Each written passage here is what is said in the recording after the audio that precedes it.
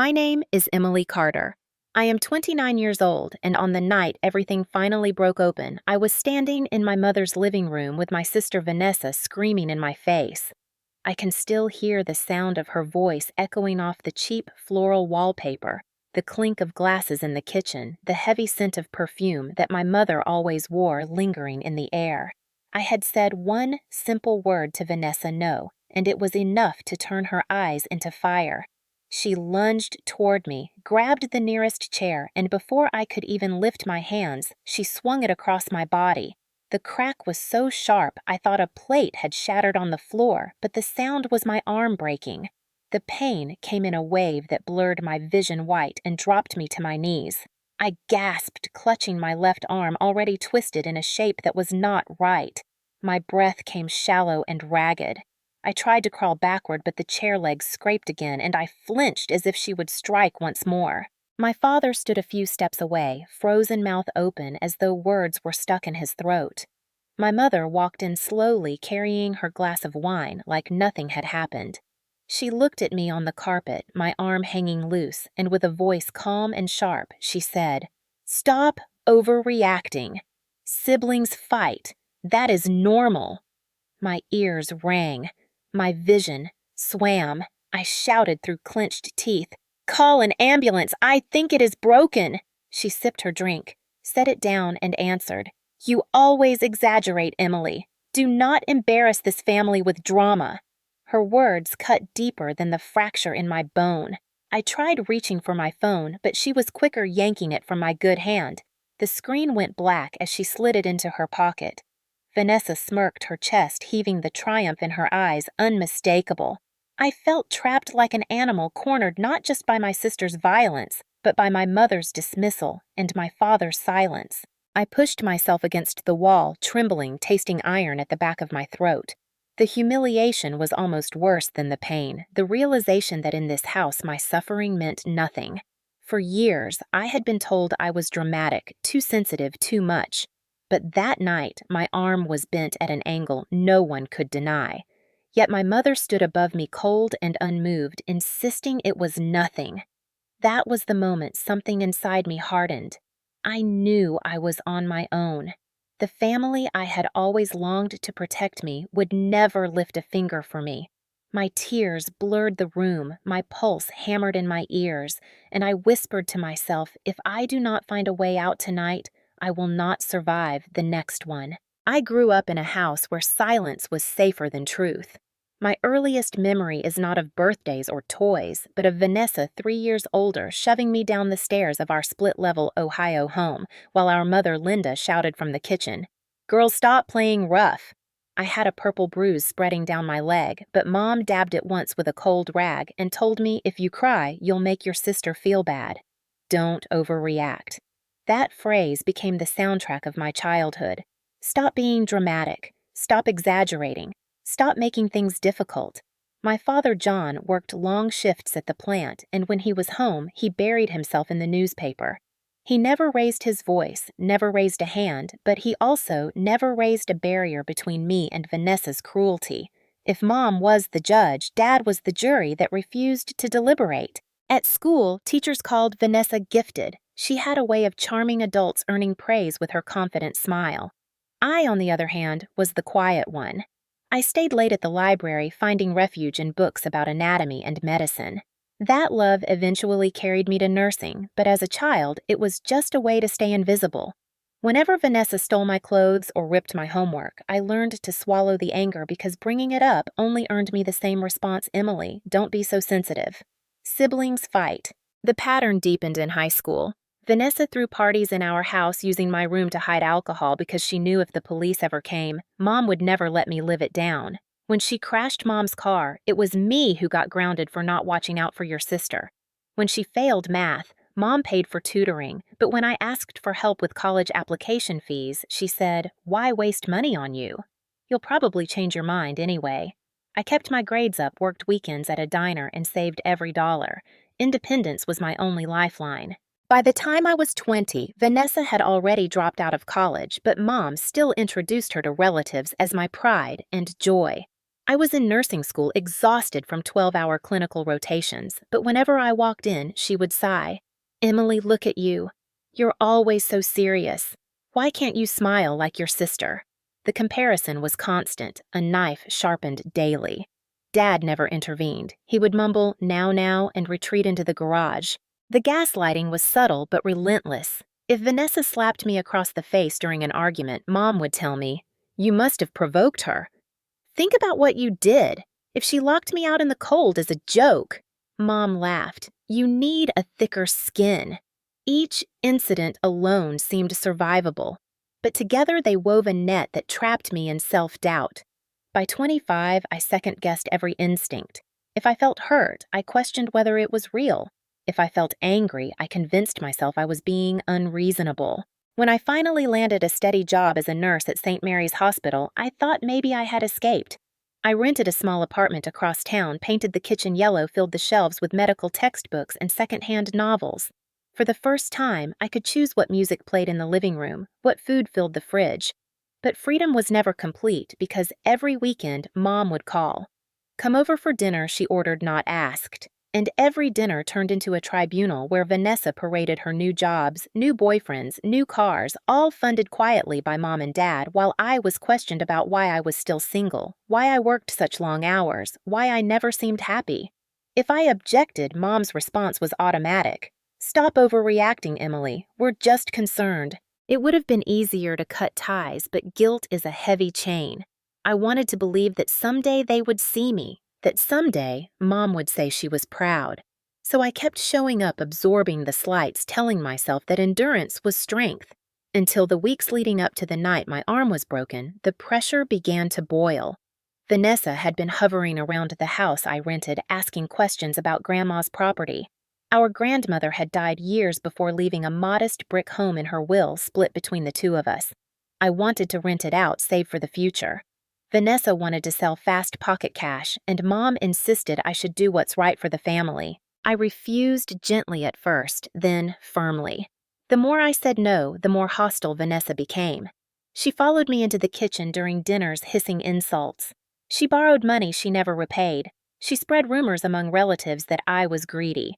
Mom fueled the fire, telling anyone who would listen that I was being selfish, dramatic, ungrateful.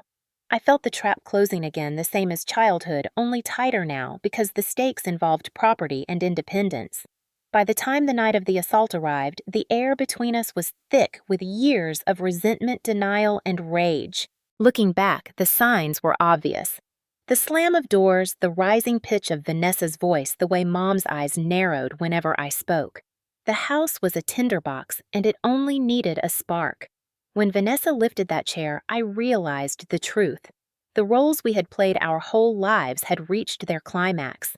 I was the scapegoat, the one meant to absorb pain, but for the first time in my life, as I lay on the floor clutching a broken arm, I felt something shift. Maybe this pain could not be dismissed. Maybe finally the truth could be proven.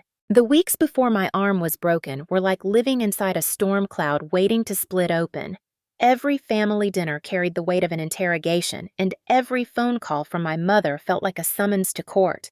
It started small with Vanessa borrowing money and promising repayment that never came. She had lost another job, the fourth in 2 years, and Mom excused it by saying, "She's just finding herself." When I reminded them I was paying off student loans from nursing school, Mom's lips tightened into a smile that never reached her eyes. "Don't be selfish, Emily. Family supports family." But support was always one way. Vanessa strutted into the living room one Sunday, dangling car keys to a shiny new SUV. She hadn't worked a steady job in months, yet she bragged about the lease like it was her own achievement. I sat quietly at the table, sipping lukewarm coffee, until she turned her grin toward me. "Maybe if you smiled more and worked less, you'd have nice things too." The room laughed a hollow chorus. My chest burned, but I swallowed the words rising in my throat. Arguing only meant hearing again that I was overreacting. The tension deepened when Grandma's old house became the center of every conversation. It was a modest brick home with ivy crawling up the porch and a creaky swing still hanging from the tree out front. To me, it was memory and stability. To Vanessa, it was cash. "We should sell it now," she declared, tossing her hair. Split the money and move on. I shook my head. No, I want to rent it. Grandma wanted it kept in the family. Mom's eyes narrowed. Emily, don't be difficult. Vanessa needs this. You can manage without. The words stabbed. Manage without. Always without. The arguments grew louder. One night I found Vanessa rifling through my purse during dinner. My debit card was half out of my wallet. When I confronted her, she rolled her eyes. Relax, I was just checking if you finally bought something nice.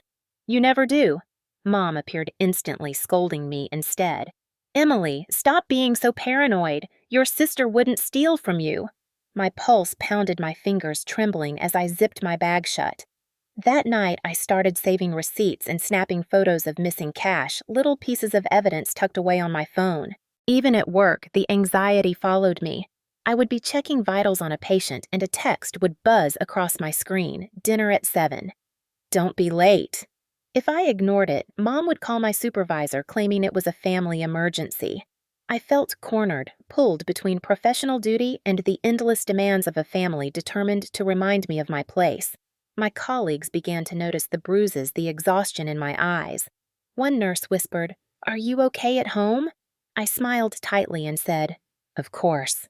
The lie tasted bitter. The final weeks were a crescendo. At another family dinner, Vanessa clinked her glass to announce she had been talking to a realtor. My fork froze midway to my mouth. What I asked, she smirked. About Grandma's place. If you don't agree, I'll make sure you regret it. Her words dropped like stones. Mom patted her hand. Don't threaten your sister, she said softly, but her eyes were locked on me, not on Vanessa. The message was clear. Give in. My father shifted in his chair, staring at the tablecloth. He never met my eyes. I left that night with my heart thundering. Megan, my closest friend, met me at my apartment after her shift at the fire station. I told her everything, the house, the stolen money, the threats. She sat across from me, jaw tight. Emily, you need to protect yourself. You can't fight them alone. She offered to help me set up a small voice recorder in my purse. If they say something, you'll have proof. I hesitated, then nodded. Maybe it was time to stop relying on hope and start relying on evidence. The next dinner was worse. Vanessa cornered me in the hallway, her breath hot with the smell of wine. You think you're better than me because you play nurse. You're nothing without us. Her hand shoved hard against my shoulder. I caught myself against the wall, recorder tucked safely in my purse, capturing every word. When I walked into the kitchen, Mom's smile was waiting sharp and sweet. You need to stop antagonizing your sister Emily. She's under stress. I bit back the retort burning in my chest, but my fingers clenched tight around the purse strap. I had the words this time. The boiling point came when Vanessa demanded I sign papers transferring my share of Grandma's house. She slammed the documents onto the dining table pin, tapping impatiently. Sign it. Let's be done with this. I shook my head firm for once. No. The room went still. Mom's face twisted. Emily, don't ruin this family over a piece of property. My father cleared his throat but stayed silent. Vanessa's chair screeched against the floor as she stood, fists clenching. The air crackled with years of resentment compacted into a single moment. My refusal had lit the fuse. As I left that night, my stomach knotted with dread. The recorder buzzed quietly in my purse, its red light blinking like a warning. I knew the next confrontation would not end with words. It would end with something breaking. The night it all collapsed began with the same ritual as always. Sunday dinner at my mother's house, the heavy scent of roast chicken and rosemary filling the air. Laughter drifting from the dining room where Vanessa held court. I arrived late, having worked a double shift at the hospital, exhaustion pressing behind my eyes. As soon as I stepped through the doorway, I felt the weight of stares. Vanessa leaned back in her chair, her smile sharp. Well, look who finally decided to show up. Did your patients keep you late, or are you just avoiding us? The room chuckled, but my stomach tightened. I set down my bag and forced a polite smile, sliding into the seat at the far end of the table. The meal passed in strained silence until Vanessa produced a folder from her purse. She slapped it onto the table, the sound echoing like a gavel. Enough dragging this out. Sign the papers, Emily. Inside were legal documents transferring my share of Grandma's house into her name. I glanced at Mom, who nodded firmly. It's what's best for the family, she said. My fork clattered onto the plate. No, I whispered, my voice steady. Vanessa's smirk faltered. What did you say I straightened my back? No, I'm not signing. Grandma wanted it shared and I won't let you take everything. The room froze.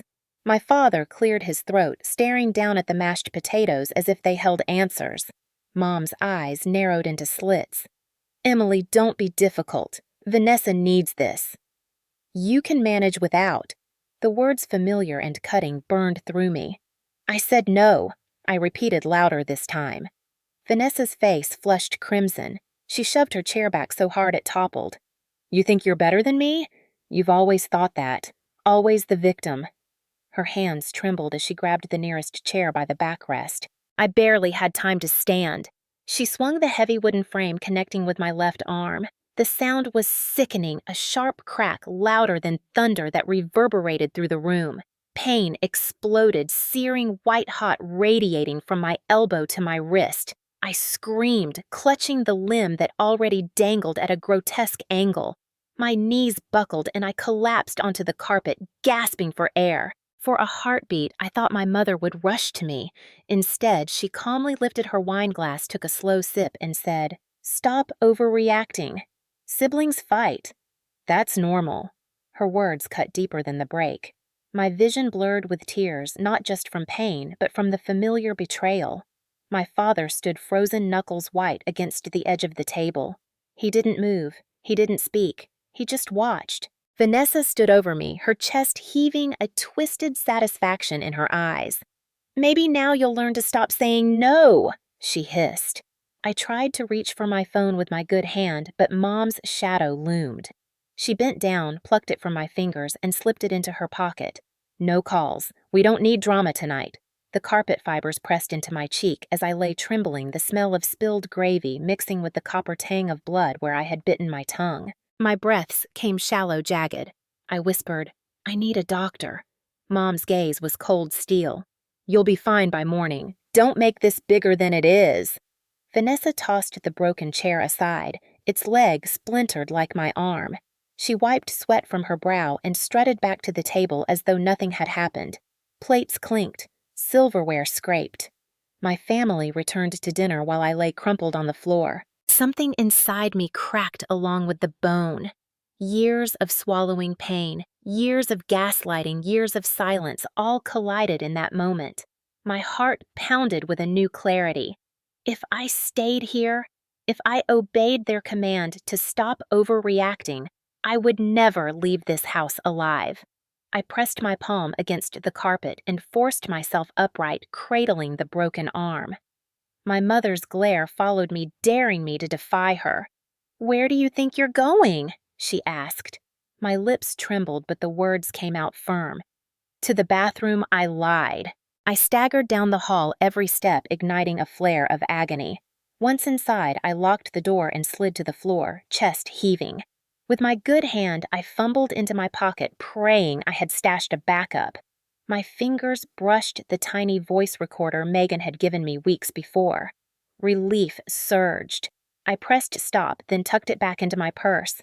Proof, at least part of it. Clutching my arm against my chest, I leaned against the cool tile eyes burning.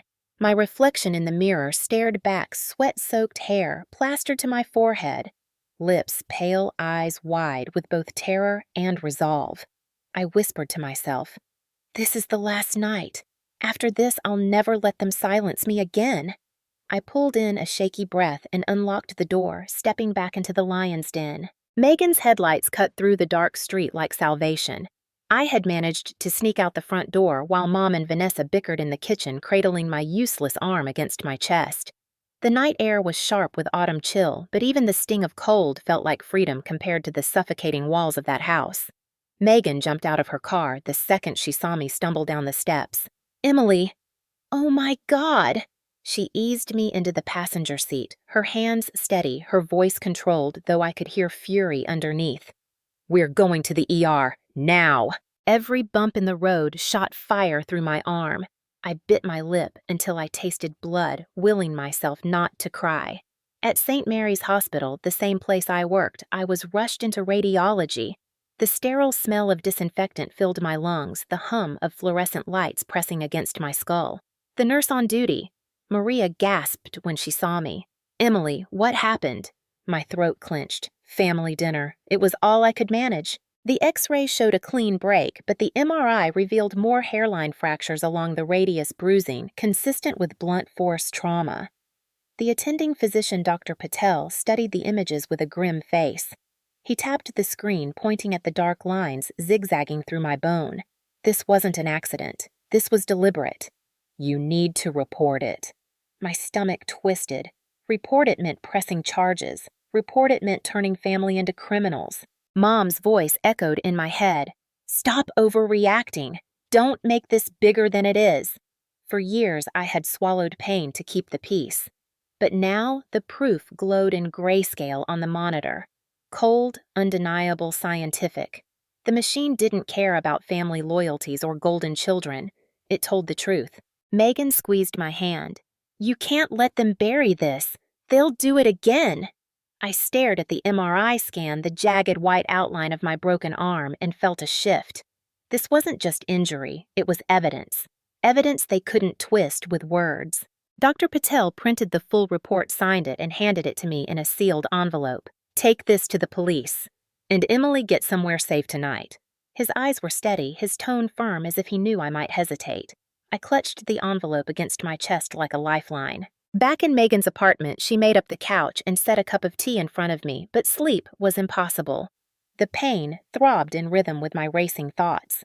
I pulled out my purse and played back the recording from dinner. Vanessa's voice hissed through the tiny speaker. "Sign it. Let's be done with this." Then the crash of wood, my scream, my mother's calm dismissal. "Stop overreacting. Siblings fight. That's normal." The words twisted my stomach, but hearing them captured, preserved, unchangeable lit a spark inside me. I remembered the countless times I had been told no one would believe me, that I was dramatic, sensitive, exaggerating. Now for the first time I had more than bruises that faded and memories dismissed. I had an MRI scan, a medical report, an audio recording. My truth had weight. The next morning, my phone buzzed with messages from Mom. "Come home. We need to talk. Stop being so childish." Another. "If you tell anyone, you'll regret it." Vanessa chimed in too. "I didn't mean to hurt you. Don't ruin my life over this." My hand shook as I read them. They weren't apologies, they were warnings.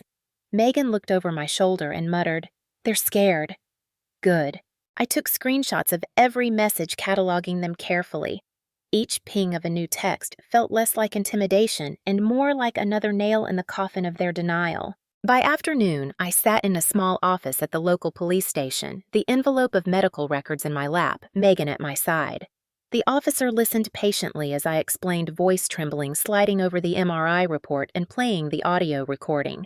His expression hardened. "We'll open a case. This isn't just assault, it's domestic violence." The words rang through me, domestic violence. A legal term, not just a personal pain. For the first time, someone outside the family put a name to it. The officer took notes, asked questions, and promised follow-up. As I left the station, sunlight cut through the blinds, and for a fleeting moment I felt lighter. But freedom wasn't immediate. That evening, Mom and Vanessa showed up at Megan's apartment, pounding on the door. Their voices seeped through the thin walls. "Emily, open up! Don't do this! Think about what you're doing to our family!" I held my breath, clutching the MRI report in both hands while Megan called the police. The officers arrived, warning them to leave, documenting the incident. Watching Vanessa's face contort in fury as she was forced off the porch, I felt a quiet surge of power. They couldn't twist this into my imagination. Not anymore. That night, lying awake on Megan's couch, my arm heavy in its cast, I whispered to myself, "The MRI isn't just proof. It's justice waiting to happen." For the first time, I believed it. 2 days after filing the report, I sat in Megan's apartment with my arm strapped in a bright white cast, the throbbing pain dulled only by medication. I thought the silence would give me peace, but it didn't last. My phone buzzed nonstop with calls and messages, each one a different shade of manipulation. First came Mom, Her voice on voicemail was sweet rehearsed. "Emily, honey, accidents happen. You know your sister didn't mean it. Come home, let's talk this through as a family." The next message dropped the pretense. "If you make this public, you'll regret it. Families keep problems inside. Don't you dare drag strangers into this." Then Vanessa text after text ranging from apologies to threats. "I'm sorry I lost my temper." Then moments later, "If you ruin my record over this, I'll never forgive you. You'll be responsible for destroying our family." Each word was like a hand reaching through the screen trying to choke my resolve. Even my father left a single message. His voice was quiet, tired. "Emily, maybe let this go. You know how your mother gets. It's better not to stir things up." Better not to stir things up, his lifelong motto. I deleted it with shaking hands. Megan noticed my face pale as I scrolled through the messages. She leaned over, eyes fierce. "This is gaslighting, Emily. They're trying to rewrite the story before anyone else can hear it." She was right. For years, their voices had shaped my reality. But now, for the first time, I had outside confirmation. The MRI, the police report, the audio recording, all of it sat in a neat folder on Megan's coffee table. Every time I looked at it, I reminded myself, this is real. I am not crazy. Still, the pressure mounted. At the hospital, coworkers whispered that my mother had called administration claiming I was unstable and imagining abuse. I confronted my supervisor, who shook her head sympathetically. "She called twice, but we don't believe her. Just take care of yourself." The humiliation burned. My mother wasn't just trying to silence me, she was trying to dismantle my credibility. One evening, Megan and I returned from the pharmacy to find an envelope taped to her door. Inside was a handwritten note in my mother's slanted script, "Emily, think carefully. We can make this all disappear. No one has to know. But if you keep pushing, you'll regret it." Beneath it was a photo torn from a family album, me at 12 years old, smiling with Vanessa's arm around my shoulders. The image felt like a threat, a reminder of the roles I was expected to play, of the fiction they wanted to maintain. I reported the harassment to the officer handling my case. He nodded gravely. "Keep everything. Save every message, every note. This pattern matters." His words gave me strength. For so long, I had been told to discard the evidence of my pain. Now someone was telling me to preserve it. The next Sunday, I broke tradition for the first time in years. I didn't show up for dinner. Instead, I sat at Megan's kitchen table listening to the clock tick while my phone buzzed with furious messages. "How dare you disrespect us? Vanessa is crying and it's your fault. If you cared about this family, you'd be here." The manipulation was endless, but beneath it I sensed fear. They were losing control. That night, as I lay awake staring at the ceiling, I realized the gaslighting no longer worked. Their words bounced off the armor I was building. The MRI had stripped away their power to deny. The recording had given me a voice they couldn't silence. For the first time, I saw them not as authority figures, but as desperate people scrambling to protect themselves. I whispered into the darkness, steady and calm. "You can't rewrite this, not anymore." The more they pushed, the more determined I became to document everything. Gaslighting only works in the shadows, I reminded myself, and I was done living in the dark. Megan helped me organize a folder, digital and physical, where every piece of proof would live. We labeled it carefully, "Case File." Inside went the MRI scans, Dr. Patel's signed report, the police statement, screenshots of texts, the threatening note left at Megan's door, and the audio recording from the night my arm snapped. Each page felt like another brick in a wall between me and their lies. Dr. Patel agreed to provide a formal affidavit describing my injuries. "These fractures line up exactly with blunt force trauma from a heavy object," he explained, his tone clinical but supportive. "This isn't something you could have done to yourself. Anyone can see that." Hearing him frame it in indisputable medical language gave me courage. I wasn't just a daughter making accusations. I was a patient with proof. Maria, the nurse on duty that night, volunteered to give a statement too. She wrote down how I had arrived, pale, shaking, and whispering family dinner. She described how Mom and Vanessa showed up hours later trying to convince me to call it an accident. "That's important," the officer told me. "It shows intent to cover up." Megan, ever resourceful, installed a small camera above her apartment door. Within days, it captured Vanessa pounding on the frame, shouting threats. Open up, Emily. You can't hide forever. Mom's voice slithered in the background. You'll regret this. Think about your job. The video was grainy but clear enough. When we replayed it, I felt my stomach turn, but also a grim satisfaction. Every attempt to silence me was becoming another piece of evidence against them. Late one evening, Megan's friend Hall, an older attorney she trusted, met with us at her kitchen table. His gray hair and calm demeanor steadied me. He leafed through the case file, slowly nodding. You have more than most domestic violence survivors ever managed to gather. Medical proof recordings corroborating witnesses' threats.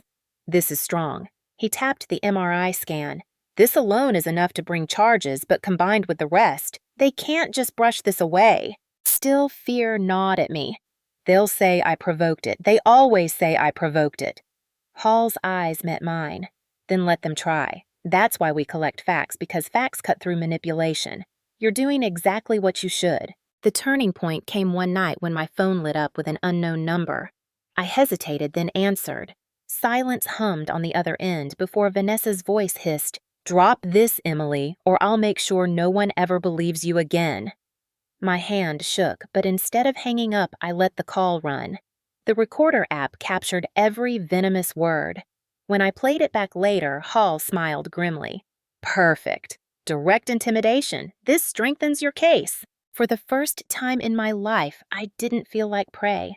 I felt like someone quietly gathering ammunition piece by piece. The roles had shifted. They were the ones scrambling to keep control, while I was the one preparing for the inevitable confrontation. At night, when the pain in my arm throbbed and sleep refused to come, I would spread the documents across Megan's coffee table. Each page whispered the same truth. They can't gaslight paper. They can't silence scans. They can't erase recordings. I was building something bigger than their denial. I was building a foundation for freedom. When Hall suggested bringing it all to a family gathering, I hesitated. You want me to confront them in front of everyone? He nodded slowly. They've always relied on silence and control. The best way to shatter that is to expose them publicly where their performance can't hold. Choose the right moment and bring the truth into the light. The idea terrified me, but deep down I knew he was right. For years, family dinners had been arenas where I was humiliated, dismissed, controlled. What if this time I turned the table? What if the dining room became the courtroom and the evidence spoke louder than their lies? I looked at the stack of papers, the glowing MRI scan, the recordings, and for the first time, I felt ready. This wasn't just survival anymore. This was justice in the making. Thanksgiving came with the same rhythm it always had, turkey roasting in the oven. Relatives filling the living room with laughter, the smell of cinnamon and nutmeg clinging to the air. But this year felt different. I had rehearsed every word, every motion. My cast still hugged my arm like a constant reminder of what they had done, and inside my purse lay the folder that could no longer be ignored. Megan squeezed my shoulder before I walked up the driveway to my parents' house. You don't have to do this alone, she whispered. I nodded, heart-pounding, but I knew it was my voice that had to be heard. Inside, Vanessa sparkled in the center of the crowd, glass of wine in hand, regaling cousins with stories about her new business venture. Mom hovered nearby, her smile polished, introducing her as our pride. Dad shuffled in the corner, silent as ever. I took a seat at the far end of the table, letting the noise wash over me until the meal began. Halfway through dinner, Vanessa leaned forward, eyes gleaming. I just want to thank everyone for supporting me through a tough year, she announced loudly. Family means everything. We always stand together. Mom clapped her hands. Yes, we are blessed. Her gaze flicked to me sharp, daring me to stay silent. I pushed my chair back slowly, the legs scraping against the hardwood. The room quieted. Family does mean everything. I said, my voice steady. That's why the truth has to be spoken here tonight. Whispers rippled. Vanessa's smile faltered. Emily, what are you doing? Mom's voice was honey-laced with venom. I opened my purse and laid the folder on the table. One by one, I slid documents across the linen, the MRI scan, the signed report from Dr. Patel, the screenshots of threatening messages, the audio recording transcript. I spread them like cards in a game where the winner takes all. This is what your pride looks like, I said, my tone sharp. A broken arm, medical proof of assault, messages threatening me if I spoke, audio of Mom dismissing it as normal. The room froze. An aunt leaned closer, gasping at the black and white image of my fractured bone. A cousin read aloud the text, "If you ruin my life, you'll regret it." Murmurs rose, the weight of evidence sinking into the air heavier than the turkey on their plates. Vanessa shot to her feet, face flushed. "She's lying! She's twisting everything!" But her voice cracked as I pressed play on the recording. The tiny speaker hissed, then filled the room with her own voice. "Sign it. Let's be done with this."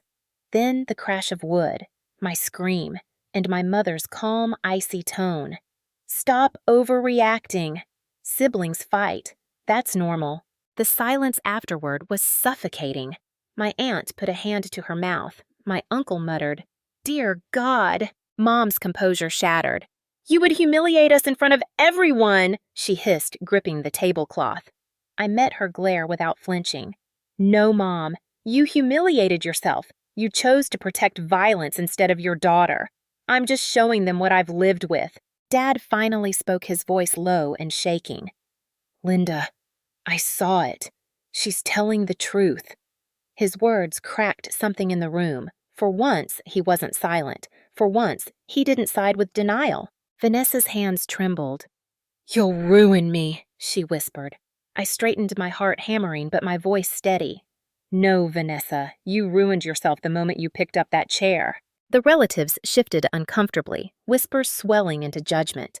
Some looked at Mom with disgust. Others glared at Vanessa. For the first time, I wasn't the one under scrutiny. They were. I gathered the documents back into the folder and held it against my chest.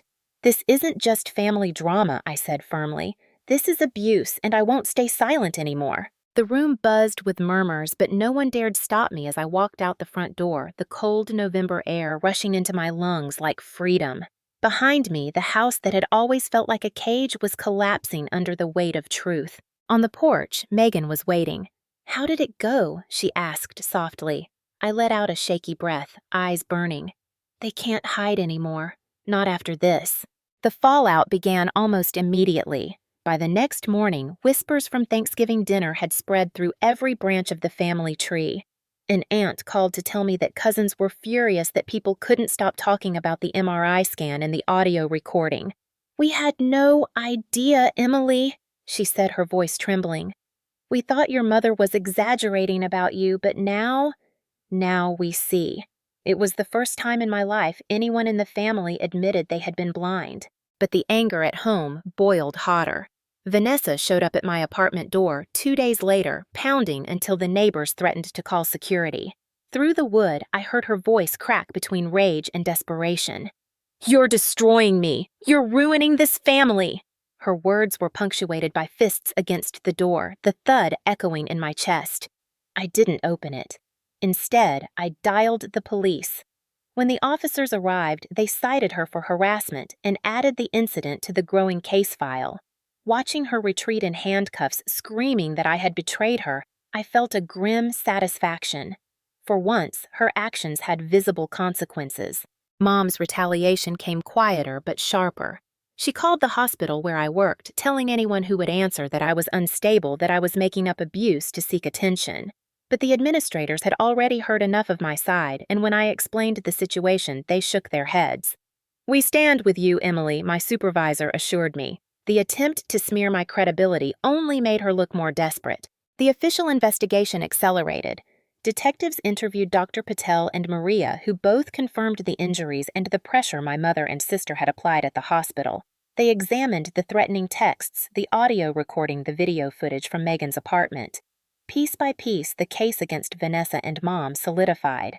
When the police arrived at my parents' home with a warrant, neighbors watched from their porches as Vanessa was escorted out, her wrists bound, her face pale with shock. Mom shouted at the officers, insisting it was all a mistake, that I was just dramatic, but her words fell flat against the evidence piled high. Dad stood on the lawn, his shoulders hunched, saying nothing. The charge against Vanessa was felony assault. Against Mom, obstruction of justice and intimidation. The words felt surreal when the detective told me. For so long, they had been untouchable in their own little kingdom of denial, but now the law had named their crimes. Relatives flooded me with messages. Some were supportive. "We believe you." Others were bitter, blaming me for tearing the family apart. I read each one, but none of it could shake the certainty inside me.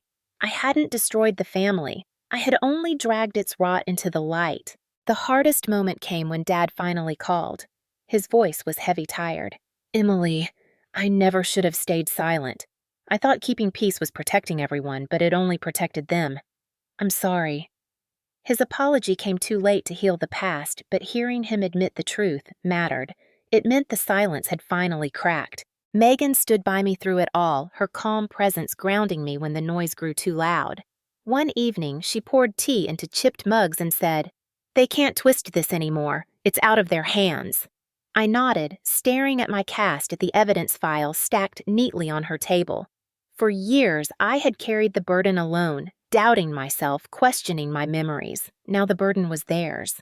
When I walked into the courthouse for the first hearing, a hush fell over the room. Vanessa avoided my gaze, her wrists shackled, her face pale. Mom glared at me from the defense table, her mouth set in a thin line. For once, the stage was not theirs. For once, I wasn't the one on trial.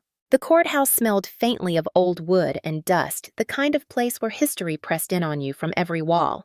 I sat on the witness bench, my cast replaced by a brace now, but the ache lingered deep in the bone. The prosecutor, a steady woman named Grace Turner, shuffled through her notes before giving me a nod. "Tell the jury what happened on the night of November 12th. My throat tightened, but I forced my voice steady. My sister hit me with a chair. I heard the crack of my arm breaking. I begged for help, but my mother said, "Stop overreacting. Siblings fight. That's normal." And when I tried to call 911, she took my phone. The courtroom was silent, except for the scratching of pens. Grace lifted the MRI scan onto the projector.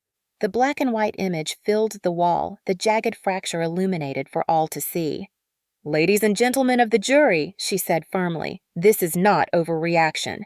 This is blunt force trauma." Dr. Patel testified next, his professional tone cutting through the defense's attempt to paint the incident as an accident. "This injury could not have been caused by a simple fall," he stated. "It is consistent with a deliberate strike by a heavy object." Maria followed, recounting how my mother and sister had tried to pressure me at the hospital. Her voice trembled, but her words were clear. They wanted her to say it was nothing, but it wasn't nothing. Then came the recordings, the audio of Vanessa demanding I sign away Grandma's house, the crash, my scream, my mother's dismissive words. The courtroom shifted uncomfortably as the sound echoed off the high ceilings. Jurors glanced at each other, their expressions grim. The defense tried to object, but the judge overruled.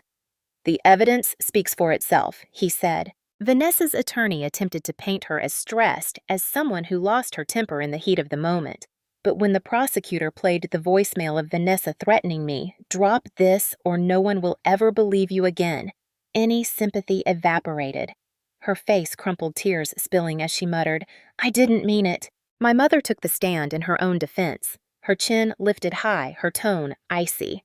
"Emily has always been dramatic. She bruised easily as a child, always making a scene.